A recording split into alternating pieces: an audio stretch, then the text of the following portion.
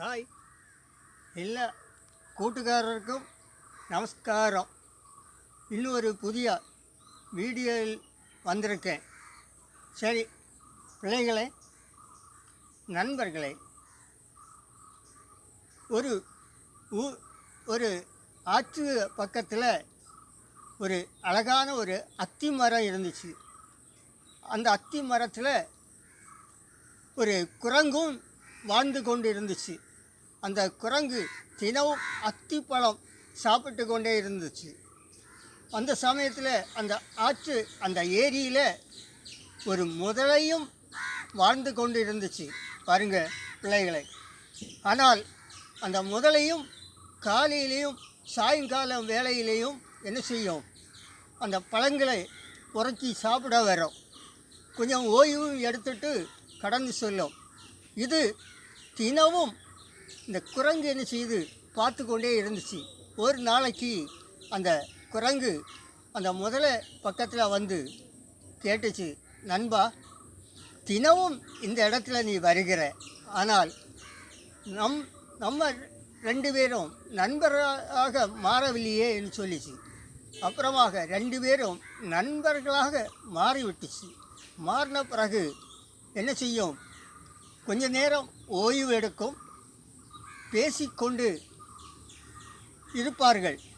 அப்புறமாக அத்திப்பழங்களை அப்படியே உலுக்கி போட்டு கொடுக்கும். அதுவும் எடுத்து சாப்பிடும். சாப்பிட்டு விட்டு அது கடந்து செல்லும். கொஞ்சம் உரைக்கி எடுத்துக்கிட்டு யாருக்கு, சொந்த மனைவிக்கு கொடுக்கிறதுக்குன்னு சொல்லி எடுத்துகிட்டு போகும். அப்படி சில நாள் கழிந்ததும் அந்த முதலையுடைய மனைவி சொல்லிச்சு, ஆக அற்புதமான பழம், அந்த உன்னுடைய நண்பனுடைய லிவர் கரல் எவ்வளோ நல்லா இருக்கும், சாப்பிட்டா ருசியாக இருக்கும் இல்லையா, இந்த பழமும் நல்லா இருக்குது. அப்போ இந்த பழம் தினமும் சாப்பிட்டு கொழுத்து அந்த லிவரெல்லாம் அப்படியே ருசியாக இருக்கும்னு சொல்லிச்சார் பாருங்க. ஆனால் அப்படியே கொஞ்ச நாள் கடந்து சென்றது.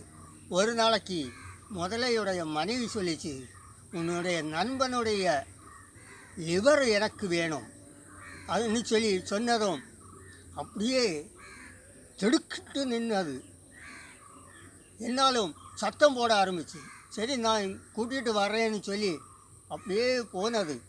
போய் விட்டுட்டு என்ன நடந்து தெரியுமா, அந்த குரங்கு மேலே இருக்க ரெண்டு பேரும் வந்து சாப்பிட்டு கொண்டு உட்கார்ந்து பேசி கொண்டு இருந்த வேளையில் அந்த முதல்ல சொல்லிச்சு, நண்பா, என்னுடைய வீட்டுக்கு ஒரு நாளைக்கு என்ன செய்யணும், விருந்துக்கு வர வேண்டும்னு சொல்லி கூப்பிட்டு அழைத்த வேளையில் சரி நானும் வருகிறேன்னு சொல்லி, நான் எப்படி வருகிறது, என்னுடைய முதுகில் ஏறி உட்கார்ந்தா போதும், நான் உன்னை கூட்டிகிட்டு போகிறேன்னு சொல்லிச்சு.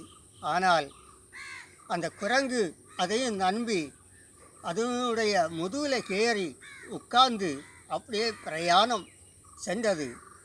கப்பலில் பிரயாணம் சென்றது போல இந்த முதலையுடைய முதுகில் ஏறி உட்கார்ந்து என்ன செய்யுது பிள்ளைகளை, அப்படியே கடல் அந்த ஆற்றில் அந்த ஏரியில் அப்படியே போய் கொண்டே இருந்துச்சு.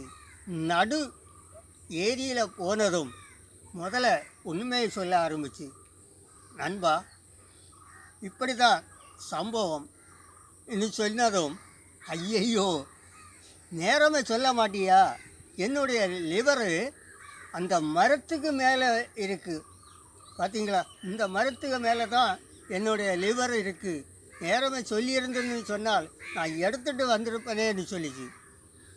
அப்புறமா கொண்டு திரும்ப என்ன செய்யுது, அந்த அத்தி மரத்து பக்கத்தில் கொண்டு விட்டுச்சு.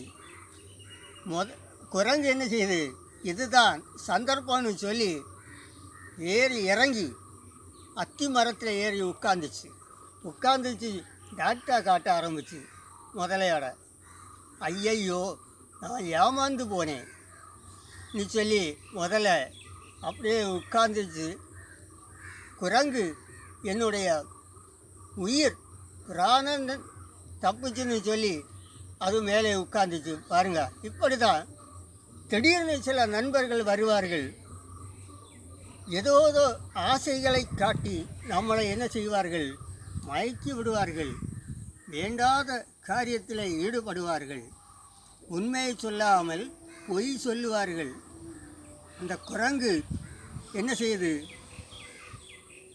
அதை நம்பி கூட போனது.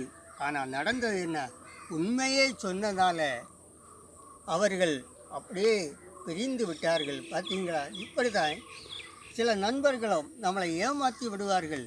அதனால் ஏமாறாமல் விழிப்பு உணர்வோடு நாம் என்ன செய்ய வேண்டும், இருக்க வேண்டும்.